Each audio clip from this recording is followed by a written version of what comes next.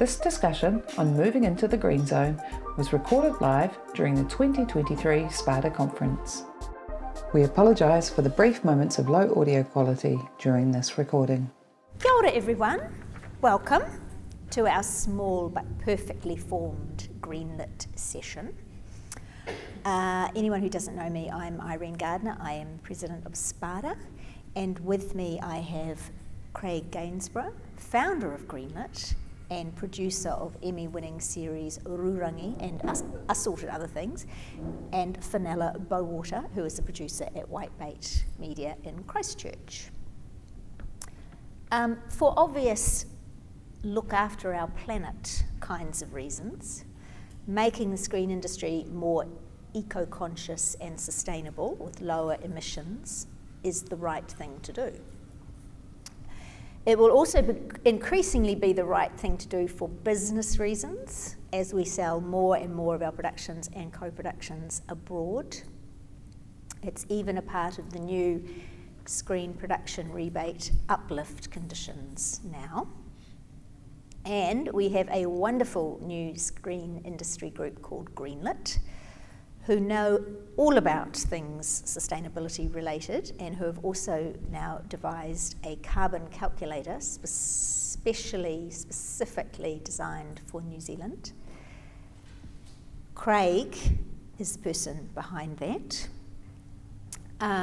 and that's why Craig is with us today. And Whitebait have been very quick off the mark in moving to use the emissions calculator, but also just working on improving sustainability all around, which is why Fenella has joined us.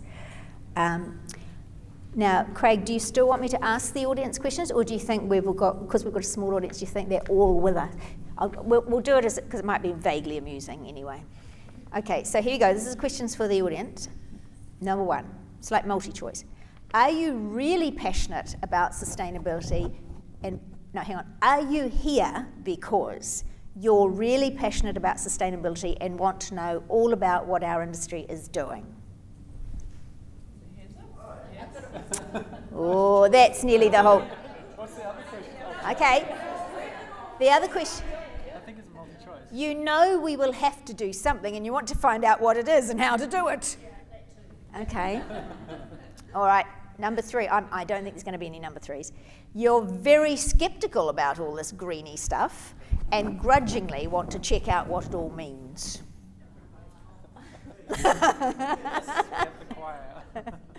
Okay, so I think we know roughly where we're pitching, guys. Okay, so Craig, you were the original driving force behind Greenlit. Where did your interest in sustainability originally come from, and what sort of drove you? What did you want to achieve? Kia ora. So my name's Craig Gainsborough. So before I get to that, I just also want to firstly acknowledge that I'm not the only person behind Greenlit. There's a whole lot of us, and they're really incredible people. You know, so like Rose Archer has been there from the start, Sandini, and then we've also had Libby Hakarai really guiding a lot of the process in terms of the development of our identity, and not to mention yourself, Irene, and the broader steering committee. So it's been a very much a and group. there's that Patricia. Yeah, Patricia. But yeah, so it's been a group effort, and so I just want to acknowledge everybody else who has helped form Greenlit, because we couldn't have actually got to where we have got to without that. So the question I think was where did your interest all sort of start? So it was actually starting to work with Sandini years and years ago. I don't know if any of you know Sandini. She's incredible. She's actually working in Oranga Tamariki now, but she's really incredible. Was like a production assistant and production coordinator with me, and she and I just started jamming about like how we can make our sets better. This was about 6 years ago, and greening the screen was sort of still wafting in and out of existence at that stage. It was probably longer, but it just wasn't really catching, and so we kind of started then talking about like what we could do to create something that would actually encourage people to really get involved a lot more. And that sort of stagnated after a while as we realized that like what we were doing was kind of pushing boulders up hills. and sort of shouting into the void. And yeah, I think what really gave it all a bit of spark was when the screen sector strategy came out, which which wonderfully identified sustainability as something important, but didn't say how we were going to do it or who was going to do it or anything. So it's just like, oh, this would be nice to do. So Patricia knew that Sandini and I had been working on this for a while, just in the background, and that we had some ideas. And so she got in touch with us, and Sandini had since moved on to Oranga Tamariki, so she was kind of flat tacked out there. And yeah, she kind of put the fire behind us, and so we went out to kind of create a steering committee of people from the industry that represented, like a bit of a broad swath of our community in the New Zealand film industry, which was actually quite hard to do when you think about all the different facets of it, and how, what does that look like? So I'm really grateful to the steering committee that we have pulled together. There's been a huge amount of support and love there, and I think with the kind of backing of that steering committee, we've managed to bring it to this point, plus an anonymous donor. So we initially got 30. Sorry if I'm going on too long. We initially got 35,000 from an anonymous large international donor, and that really gave us a little bit of a kickstart. I think, and then we NZ On Air was very quick to come on board with 35. They were incredible. So shout out to Amy and Glenn and the whole team there. And then NZFC has come on more recently, but NZFC really gave us what we needed to get us across the line to kind of develop the tools and resources to a point where now they're actually usable, which has been really incredible. So it's been quite a journey. Quite a path. Yeah. And Fenella, why were you keen to address sustainability at Whitebait? Did it come from a general interest in being more sustainable with yourself and others at the company, or were you actually thinking of it more from a screen industry, this is something we should do, it's part of being a business in the modern era? Yeah, kia ora everyone, I'm Fenella. I'm a new producer. And how I got to the point of working with Greenlit was I'd come back from working in London on sports broadcasting, seen what they were doing. They were already had their calculator set up, they were measuring everything, like every production coordinator went through sustainability training, all that kind of thing, and then I came back here and there was nothing. And I was looking around, and I like the phrase of kind of shouting into the void was basically what you're doing if you're trying to do sustainability in TV in New Zealand. So when I started on Brainbusters, I learnt what I needed to do to get that show up and running, and then I was a production coordinator at that point, and then by the time I could look left and right and see how we could improve everything, not just sustainability, but kind of our team, how we look after people and that kind of thing. And yeah, again, I was looking around and going, there's no one doing anything. But quickly, SPADA kind of linked me up, I think through Ruben, with Greenlit, and I was really keen to start testing their system as early as possible. We then set the goal in end of season 3, we'd seen what could be done and could change. For those that don't know, Brainbusters is a kids quiz show. We fly, on a season we did 150 episodes, so that's flying in 200 to 300 kids from around New Zealand. The environmental impact of that is not great. So we were really keen to see what we could do to steer it in the other direction. So that's how we ended up working with Greenlit. We kind of partnered with them on the earlier versions of the calculator, and then have seen it all the way through to where it is now, which is an amazing tool that's going to change how we can measure and quantify our sustainability actions on productions. So that's kind of where I'm at now. I'll come back, Fenella, to your use of the calculator and also some of the different sustainability initiatives that you're doing, so we'll come to that. But just coming back to Craig, it was good that you did announce the people who have helped and shared, but you've done a lot of work yourself, Craig. But now Greenlit has a website, And I guess most importantly, we have the carbon calculator for productions to use. And you were one of the first New Zealand producers to actually use it, because you used it on Rurangi, correct? How did it go? What did you learn along the way? Were your results better or worse than you had imagined? Worse. So yeah, we were actually using it sort of tandemly to Whitebait, which was quite interesting.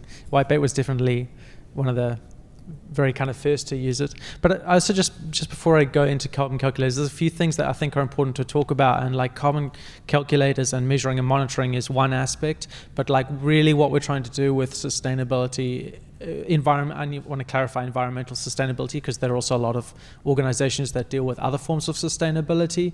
So, you know, big mihi to everybody in the audience who are working in that space. With social sustainability, and we kind of see ourselves as part of that ecosystem. But we kind of like, the approach we're taking is not necessarily like report monitoring, that's the most important thing. It's culture first, and that's like, I'm just trying to make that super clear. It's like we've got to change the culture in order to change the habits. Because what we see internationally is a lot of compliance first, and what that's created is really just a reinvention of a capitalist system, which is, you know, you've got green consultants charging hundreds of thousands of dollars per whatever production, and it gets out of hand. So I really encourage you to think about changing the culture of your productions first. The other stuff can come second, but let's just start thinking about it in everything we do. I've completely forgotten your question now. Well, it was the thing of, and it was good to actually, because you sort of, no, you just moved the truck back slightly in terms of that if you don't start thinking about being more sustainable and how to do some interesting initiatives along that line, it's probably better to do that before you even start using the calculator.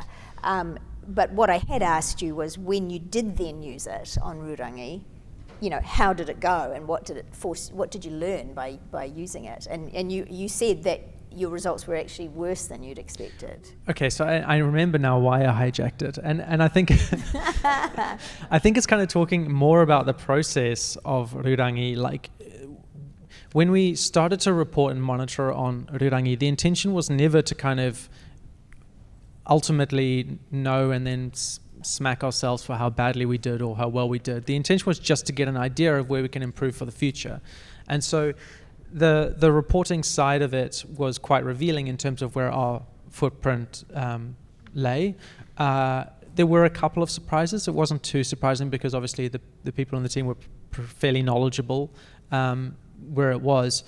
But the key aspects we were actually doing on Rurangi was around a strategic approach to sustainability. So like really doing everything from before we even started.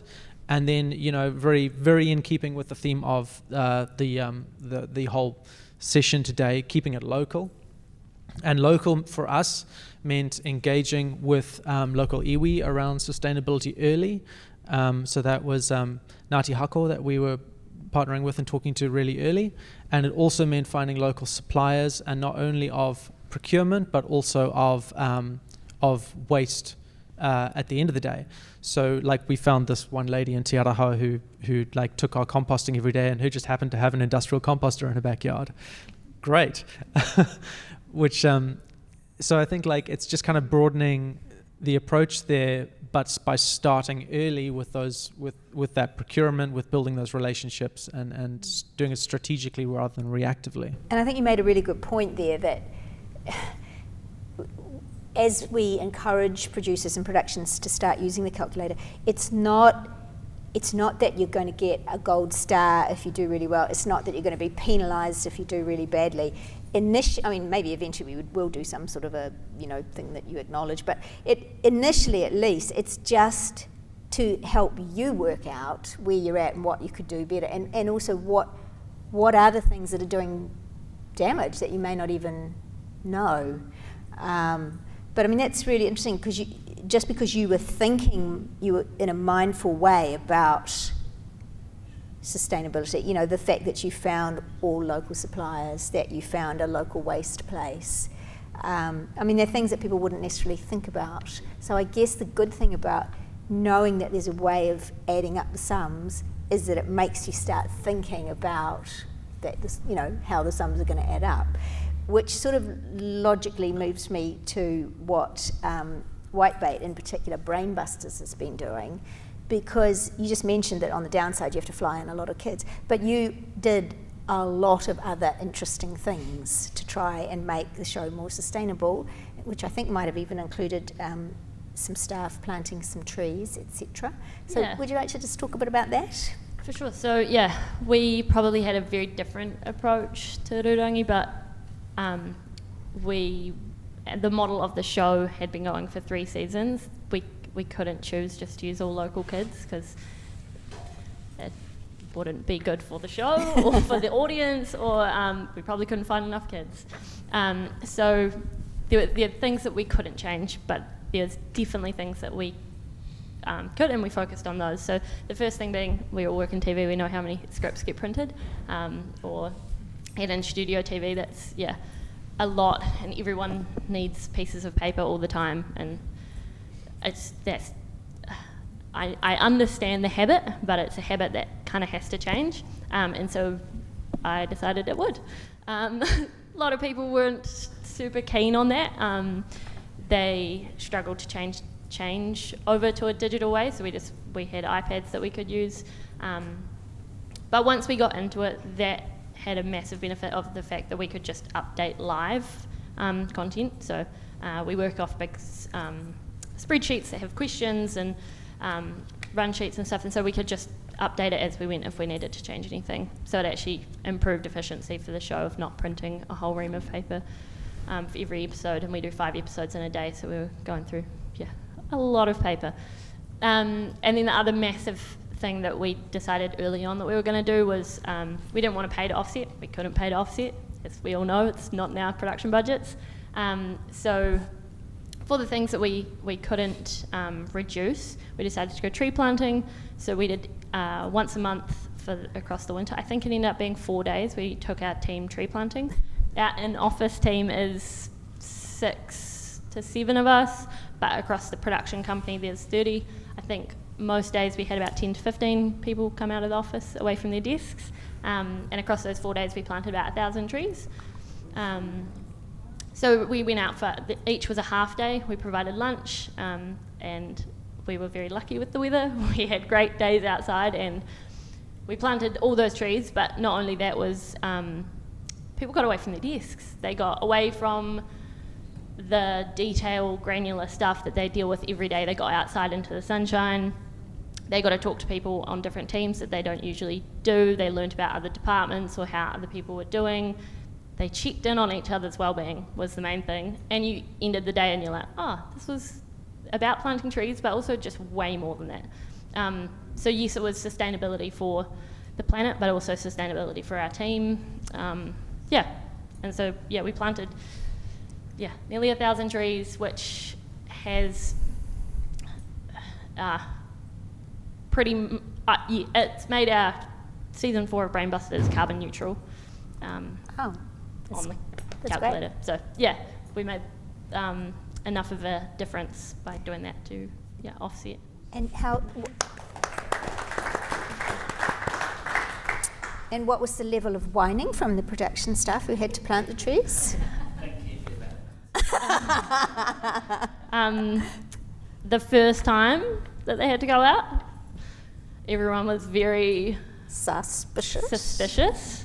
But the main thing with TV crews that I've learned in my relatively short career is if you feed them, they will do the mahi.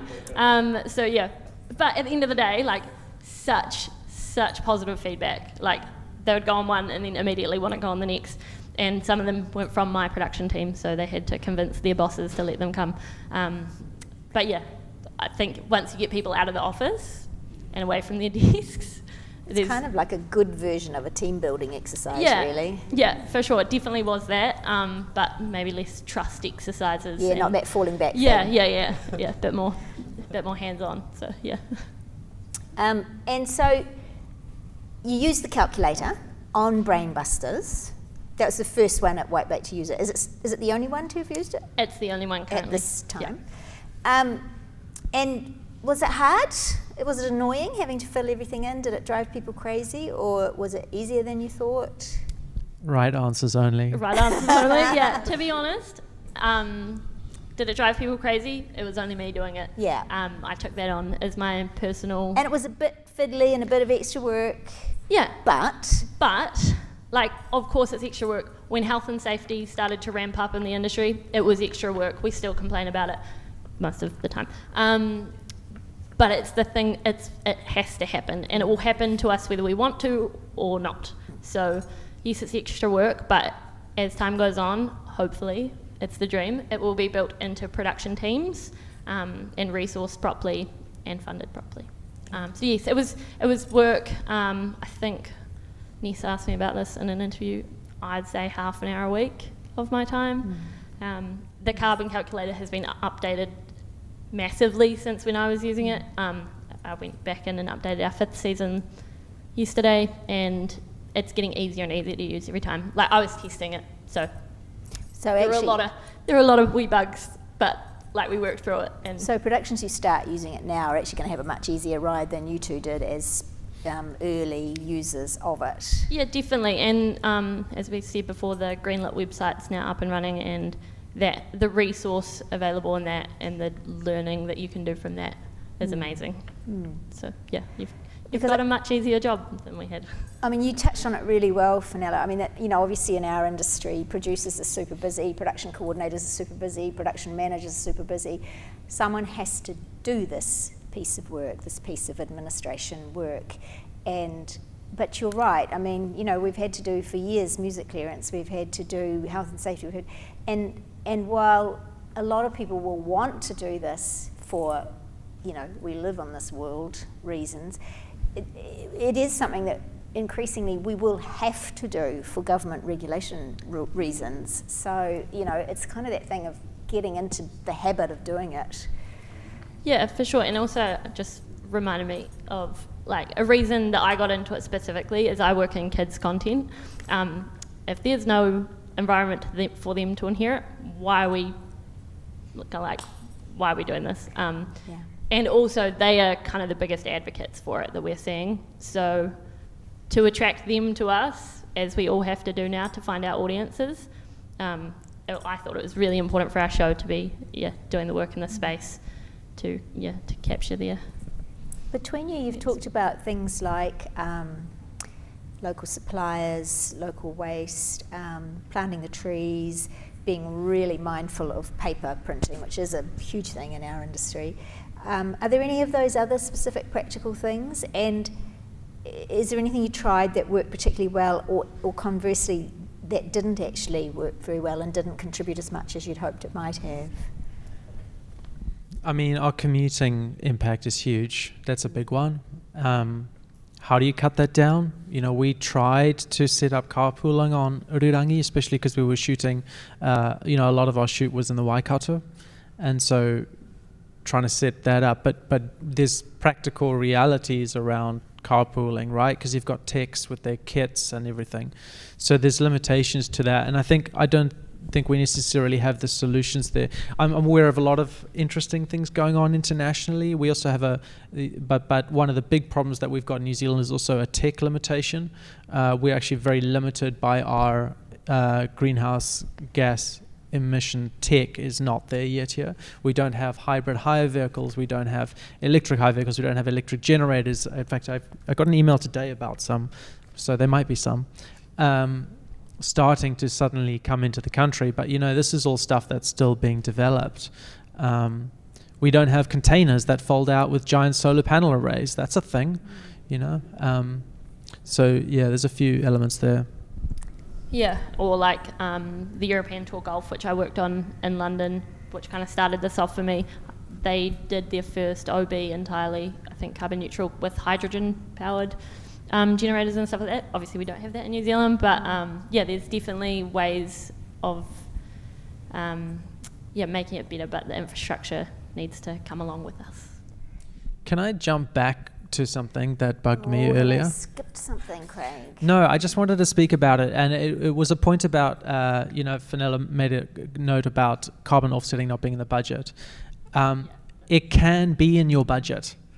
So, you can actually put it in there. In fact, you can put line items for sustainability in there. We did that on Rurangi. Sky was happy with it. They were our platform partner. NZ On Air was happy with it. Nobody questioned it. You can do it. And it's less than you think it is. And when it comes to offsetting, like what you did with Whitebait was really wonderful for the team. There's other things you can do too. Rurangi, I mentioned that we partnered with Ngāti Hako.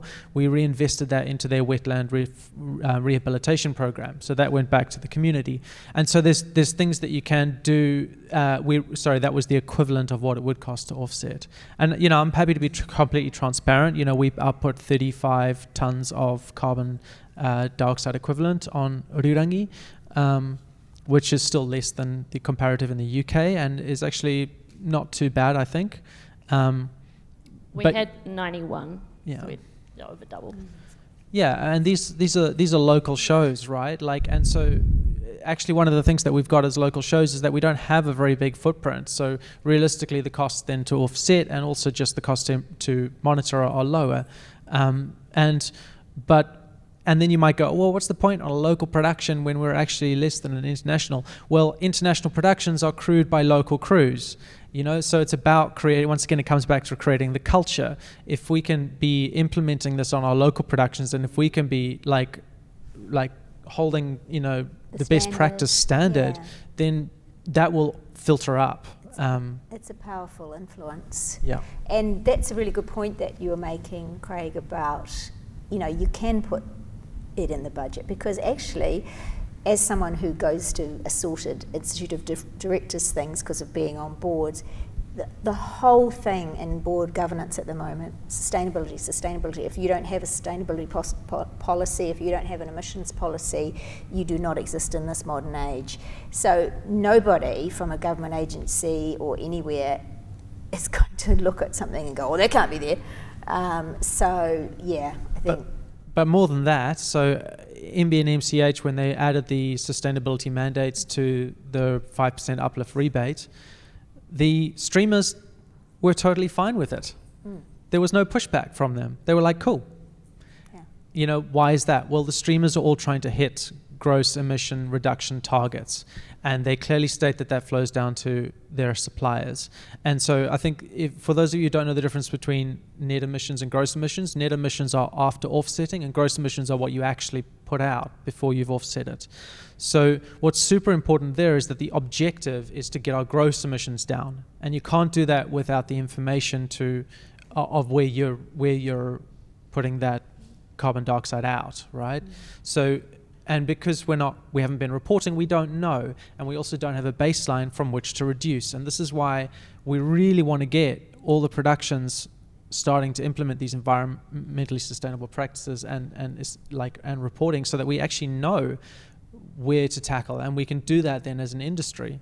There's definitely obvious ones, but there's also some less obvious ones, and that creates a business case for us to then take that to government and go, hey, look, we could do with some investment in this area. So it's about thinking long term in that regard. And if we want to say that we're a reasonably sustainable industry, we kind of do need the data to back that up. So that's very valuable, what you're saying. Craig, you sort of touched on this, and it's not an area I know a lot about, but we've talked a little bit about offsetting, but my understanding is that that's more of a last resort, really, when you're trying to make your production more sustainable. Can you talk a little on that? Yeah. Or you can just say, yes, it is a last resort. Well, no, I mean, but sometimes people go, why, right? Okay, so why is it a last resort? Well, because when you start planting trees and you start doing this kind of stuff, well, they take like 25 to 50 years before they actually start sequestering CO2 from the atmosphere in a meaningful way. So you're making a problem now, which is a very finite problem if you look at the models. Like, it's pretty serious. You can't rely on waiting 25 years, because it's probably well too late then. We've got to be reducing our gross emissions. And this is why, if you look at Albert and if you look at what's happening internationally, they're starting to say, we don't care if you're offsetting. We've removed those requirements. Why are they doing that? Because we have to be dropping our gross emissions. And the other reason we have to be they're doing that is because of the compliance model. People were therefore, and if you look at the way that Albert works and a couple of other ones, they've been not counting certain emissions because of like kind of little clauses here and there. They're like, oh, that's a scope 3. It doesn't really come from us. And I'm like, yes, it does. It's your commute. Of course it comes from you. So if we can remove that like burden of people feeling like they have to spend lots of money on offsetting, then we can actually start to see where the real problem is and the scope of the real problem. Because at the moment, everybody's kind of lying, you know, because they all don't want to be spending money offsetting because that's what they think they have to do. So I think we've got a nice model here where we're kind of going, like, let's just start talking about it. Let's just have those conversations rather than trying to have compliance. But we still like the whitebait trees because the staff planted them. Plant trees. Not just paying some silly fee to someone. Is it easy to greenwash when you're working with a calculator? Because there'd be no point in that. I mean, in effect, can you cheat? I mean, there'd be no point in cheating. The way to cheat is to measure and then just pay to offset, really. That's greenwashing. If you're not changing your attitude or your the way that you work, or even looking at some small ways that you can reduce, paying to offset is greenwashing, so because you're making it someone else's problem. Or hiring an intern and expecting them on during pre-production to suddenly tell the HODs to change their process. That's greenwashing. Good luck on that one. Fenella, are other whitebait productions going to start using the calculator, or just your one, Brainbusters? A really good question. Personally, I'm pushing for it all the time. So Whitebait make What Now is our other big show that we have made for many years. They're starting a new season next year, which I hope that they will be using Greenlit and using the sustainability action plan that I've just seen has been launched on the Greenlit website. But it's not my production. So there's only so much advocating I can do. I know Janine Morel well, if you'd like me. It'd be great if you can have a conversation with Janine about it. I'd love that. Craig, as the calculator has launched and people are starting to look at it, use it, I presume there's been a bit of feedback and a bit of moving and changing, but what's the feedback been like? I mean, what would you like to make a few general points about people using it? I mean, there's always an adoption kind of process. I think what we're trying to do is to make it really intuitive and like make sense for production teams. Big shout out to Kylie and Greenstone, who are using it on a few of their productions at the moment, which is really exciting. But I think I'm actually not going to sit here and tell everybody to go use the calculator. I'm going to sit here and tell everybody to just go and like take a look at our quick start guide, you know, and like start to go down those steps, you know. And if you look at that on the website, it'll have things like the sustainability action plan. And the minute you start to like do that stuff up front in a strategic way, then it'll carry through everywhere on production. You know, you're talking everything from trying to get your first AD to make people aware of the land and the whenua that they're standing on that day, through to, you know, like a grip actually caring about not destroying a tree, you know. It's little things like that. Like, just say again the name of that on the website. Quick start guide. So we've got because that really is the place to start, isn't it? Yeah. For obvious reasons. Quick start. And also, just I want to keep this as an open communication. You know, like Greenlit, we've put some stuff up there, but this is first iteration. We want to change it. We want to update it. If you know a better way of doing things, get in touch. You know, like, let's just consider this an evolving kind of process for the industry. And one thing Craig isn't really going to do today is, you know, take you through either the website or the calculator. But I think he has offered that if anyone actually wants that individually, you would consider help. I'll see how many people come to me. Right. Now, you've worked internationally, Fenella, and Craig, you've obviously studied everything. How does Greenlit compare to Albert and other emission calculators being used in the screen industry globally? I mean, obviously it's tailored to New Zealand, so that's good. That's the first one, is it's tailored to New Zealand. Having used Albert and the current iteration of Greenlit has a lot more detail. Albert goes off a lot of assumed kind of, I guess probably averages and things like that. It also doesn't work for New Zealand in the sense of that it's the electricity supply over there is not at all carbon neutral or anywhere near it. Greenlit just has a lot more features and details, so you can be a bit more accurate, is my experience of it anyway. But you have a lot more. Yeah, I mean, I think it just comes back to the compliance approach. I'd be interesting to see how it goes in Australia, because Australia's just adopted it. Albert, yeah, they're on a license for 3 years, and we might try sneak in there after that.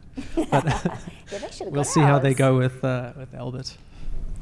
How good is or bad is the New Zealand screen industry currently in terms of sustainability? How much could we improve? Big question.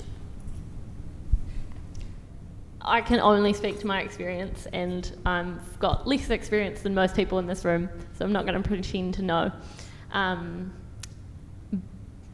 But the fact that we're sitting here talking about this now and not maybe 5 years ago when other countries were is pretty telling. And the fact that this is a kind of small session I think is also pretty telling.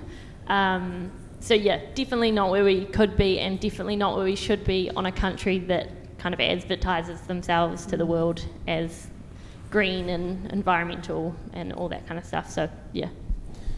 And I could totally agree with that. At the same time, I think that we have something in New Zealand which really does set us apart. You know, our crews do care, and our people do care, and our producers care. I mean, it's crazy from on my side, just seeing the local production companies reaching out that are all going, we've been wanting to do something, we don't know how, and these are the producers. Our producers care. So while we don't have a huge amount of adoption, I just don't feel like there's been the support there for that, and the facilitation of that, and just that kind of guiding voice that goes, hey, it's not that hard. We can just do X, Y, Z, and then we'll grow from there. And don't worry if your emissions are, 35,000 tons or whatever.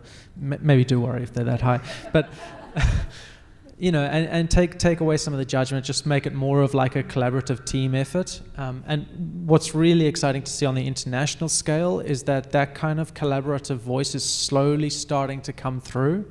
The international scale, as I've mentioned, has been dominated by very kind of capitalist approach to environmental sustainability. But right now, there is a WhatsApp group I'm part of, which has 125 to 130 of all the leading people in environmental sustainability in the screen sector in the world on it. And they're all going, how can we share more? How can we collaborate more? How can we tackle this together? And the conversation is moved away from how can we make money out of this, and it's how can we fix this? And I think it's super cool what we've managed to do here in New Zealand. One of the things that we've done, just to kind of give you a little bit of inspiration, and that's something that we can be proud of, is we've started to define the sustainability department. I mean, it doesn't sound like a big step, but it is actually huge, because if you look at the way it's international, it's consultants. By defining a sustainability department, it's moving it into productions. It's moving it as a recognized, necessary part of the crew. And if you think about budgets, when you put a budget in front of a network, they're never going to criticize your health and safety budget, are they? And I think it's a matter of time before we get to that place with sustainability. And once we start to see it in the budgets, we realize it's really not that big a deal. It's actually pretty achievable. I think what's going to happen, I mean, you're absolutely right, Fenella, we are a little bit slow off the mark, but I think now that Greenlit exists, the website exists, the starter thing, tell me the name again. Quick Start Guide exists, the emissions calculator exists. There really is no excuse now for producers and productions not to be getting on board. We live in New Zealand, we've got to keep the country alive. We trade off the fact that it's clean and green. I don't know, was it one of you said it? It's, even if you don't care, if you don't do this, this is going to be done to you. Government is going to, regulate. So I think for SPADA now and the other guilds, we just have to really start pushing and making sure that people know what's there and that they need to use it. And also providing support, like I just learnt because I was interested, but not everyone's going to be interested in it. Yeah. So as much support as we can provide, and also just asking other production companies. I think sometimes we stay in our own little worlds, especially in Christchurch. So yeah, I'm more than happy to share any knowledge or tips or advice, or if you have any random questions afterwards. Yeah, I think if we all help each other, we'll be better off. And actually, on that subject, we haven't completely moved to audience participation yet. But I was actually just wondering, Kylie, did you want to add anything? Because you guys are using it at Greenstone, aren't you? We are. We've started using it for our factual shows. It's pretty straightforward because they're really small teams anyway. We're using it on My Life is Murder, which is much more complicated. Because Can you hear Kylie all right? We don't need a link, do we? So it's a much bigger task on the drama, and it has been tricky to get our heads around, but we get in there. But I think it goes back to what Craig said at the beginning, even the process of committing to it and going through it just means everyone's thinking in that space. Everyone's looking at what they can improve, how they can improve it, looking for opportunities, questioning things. Is that really necessary? Could we do this a better way? So yeah, it's kind of getting everyone to drink the Kool-Aid and come on board, basically. Yeah. And I see Kelly there. Well, yeah, because you work across international and domestic shoots in New Zealand, and I just wondered, did you have any perspective on where we're at and how to get people better at it really and get their heads around it and not be freaked out by it? Completely, and we have a working group that ought to be doing something, and there are even especially about costume departments, construction. I was on set last Friday before. They were talking about packing down. We've just, I don't know if everybody knows, we've ticked out all lines. They've got sustainability products. Their timbers or resource is sustainable, resourced. They can actually also present reports as well through our program. It's something that we've been kind of working through. The reason we work with models, and they're also giving us speakers. So we're looking at it from that side as well, because definitely our departments, when everybody's striking. Historically, that was a big waste area, wasn't it? Completely. But I think there's also exactly what Craig's saying. There's the how can we do it differently going into it as well. So we're trying to go, how can we do it differently from that? We're working in a real practical space right now as a guild. We're trying to go, well, how can we save money here and how can we do stuff over here that's actually going to be across the board. But now I've heard other bits in here.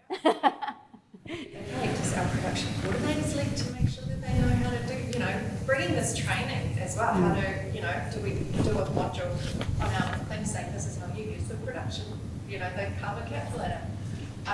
Is that because I'm saying, because a lot of our guys, we've got a business toolkit series that we've created for our people, and having something like that as part of it to us is, I think, would be really, really smart. Well, I'm really hopeful that over the next year, we're going to see a whole generation of sustainability coordinators and managers coming through. Because if anybody's read into the 5% uplift details, which I know is totally relevant to all the producers in the room, you've got to be producing over 30 million, I think. So that's more than probably NZFC's budget. Sadly. Yeah. But one of the requirements now, mandatory requirements, is for a sustainability officer to be present on the production. And the sustainability officer we've conveniently been able to define, which takes it from a strategic perspective. And then that coupled, another one of the things that they're required is a sustainability action plan. And the sustainability action plan is basically done at the start of production, so that you've got a plan all the way through to wrap and strike about what you're going to do from a sustainability perspective, and that is tailored to your specific production. Think about it as exactly the same as like a health and safety kind of approach that you do before you get financed, right? It's no different. It's just another one of those. So what do you need? You need somebody with experience to make that. And bringing somebody on at that early stage basically sets the tone and sets the space in the room and gives all of your HODs somebody to speak to who can help bring them solutions. And we need to supply these international companies with people who can do that. And there's on-the-job training, but I don't know if that's going to be all we need. We might need to look at actual skills training, because I know there's some people who are really good at on-set stuff and who are really good at talking to crew and to encouraging crew to be sustainable, but don't necessarily have the skills in like working a carbon calculator or drawing up paperwork. Are those two roles? Is it one? And that's that kind of, those are the kind of conversations we need to have now around what that looks like. We're coming near the end of the session.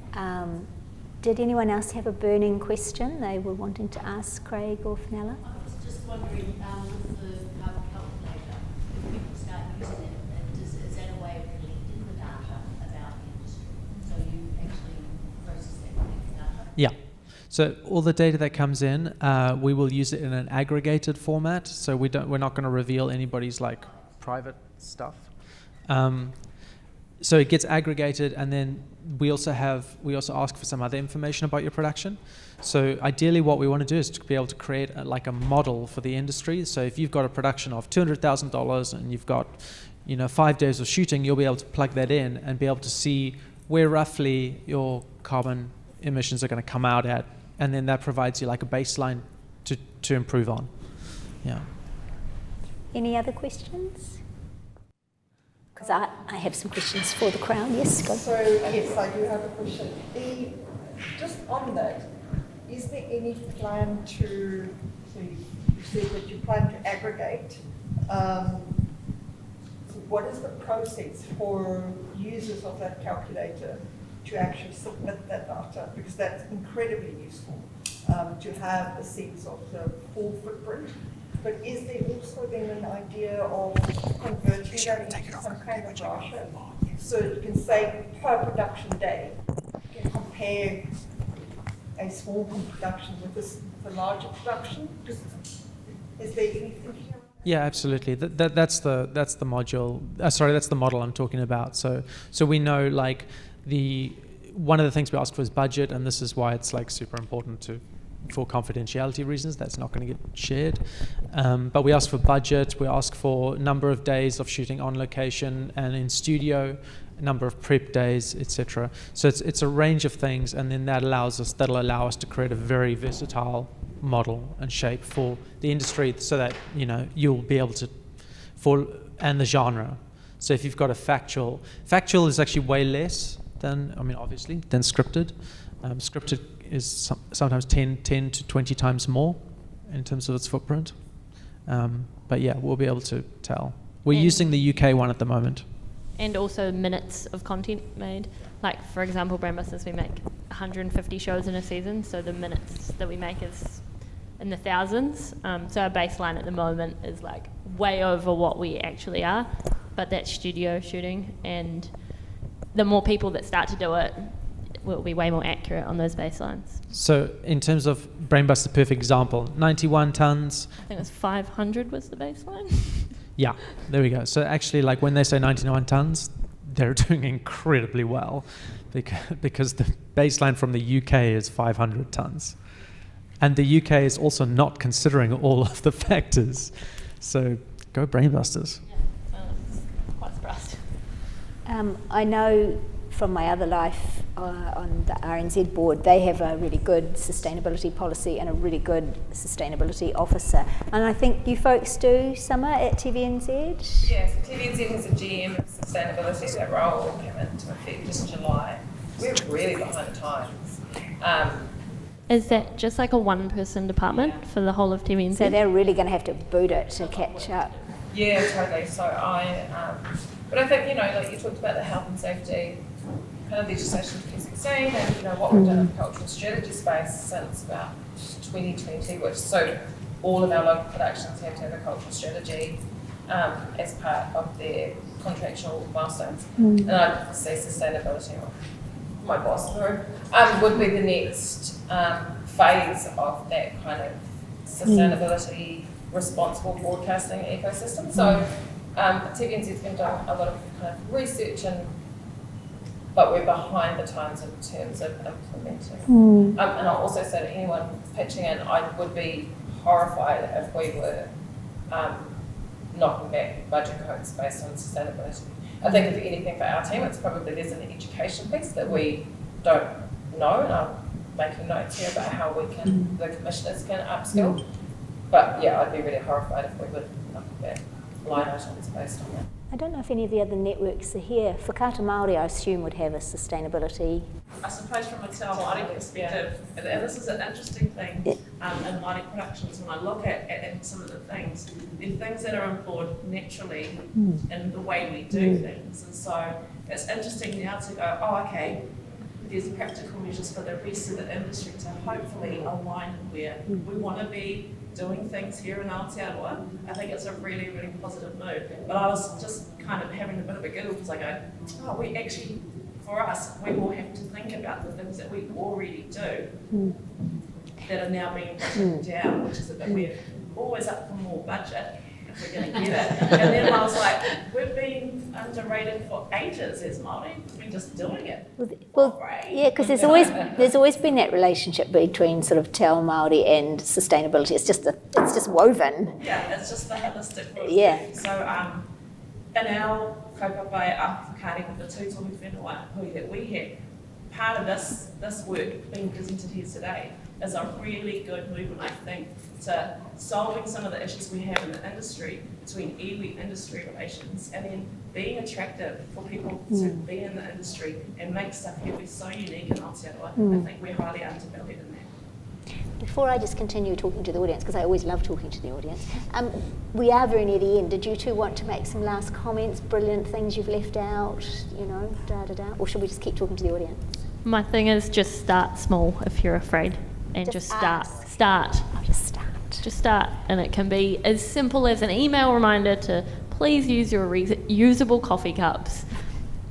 It's the smallest thing, but like just starting that conversation with your team, with your crew, and it all leads from there. Not everyone's going to be doing all the things they should be doing in the first year or the first month, but yeah, just start. Yeah, I'd agree with that, and start early as well. Start early, and I'd add to that also just empower your crew, because I think you'd be really surprised. I think I have a very optimistic view of Aotearoa and our people here, and I really believe that our crews do want to do this, and they just need to be empowered to do it. Actually, I did a production a few years ago when we came up with the idea we actually brought everyone a King Cup as their crew before we started to shoot, and we had the instructions logo on it, and the theatre manager said that you had a backup supply of cups, and on the third time that you forgot to bring your King Cup, you would be slapped. Shot. And the waste was reduced, it's quite significantly. Everyone loved them. They were like, oh, we love our business. They got some swag. Robin's just reminded me of something that's really important that I want to bring up. So, has anybody heard of a handprint rather than a footprint? If you're not aware of the concept of a handprint, a footprint is what you actually produce, right? The handprint is how far your influence extends. Now, we in the film industry, in the screen sector, we have a huge capacity and a huge handprint because we are communicating to everybody. We're in the business of storytelling. So when you think about sustainability, we've talked a lot today about like what we can do in a practical sense on scent and how we can and how we can tackle that. But think about what you're putting on screen. Think about the messages in your thing. Instead of driving a car everywhere, maybe they're taking the bus. Like maybe we can get some more money in public transport. That would be nice. But we've actually got the capacity in our industry to make social change through social messaging, and that's our handprint. And to close, even though this is a relatively small session, but perfectly formed. You all know everyone, and we do now need to get the word out that this exists, it's there to help you, and productions need to really get with the program. Can I just add, hei whakakapi e mihi ana ke holo, honga mahi. We have supported the mahi of Greenlit, and I wanted to also acknowledge all of the advisors that are part of the Greenlit kaupapa. For those who haven't already seen it, the tool actually has Te Reo Māori and Te Ao Māori whakaaro through that, which is a kind of a first in a lot of the apps that you see coming through. But it also doesn't end there. It's an evolving thing. And part of the 5% uplift that has been brought in, alongside recognising Māori creators and getting more into the sector, there's points, bonus points I give for that. Well, I send these bonus points as I do. But then it's actually the sustainability of kaitiakitanga, which is, you know, about responsibility and accountability of what we do. So this is really important in terms of moving our industry through further. So, you know, I agree, it's absolutely vital. So let's all go and do it. And one quick plug on that note. I would really encourage you to actually go and, if you go into Greenlit, go and read Rauparo Pi Raora, which is our identity, which has been made by Te Kuru Jews and Nico Hendon. It's beautiful, and it actually is kind of a bit of a call to action for our industry and gives us a bit of inspiration. Karawhia, let's give it a go, isn't it?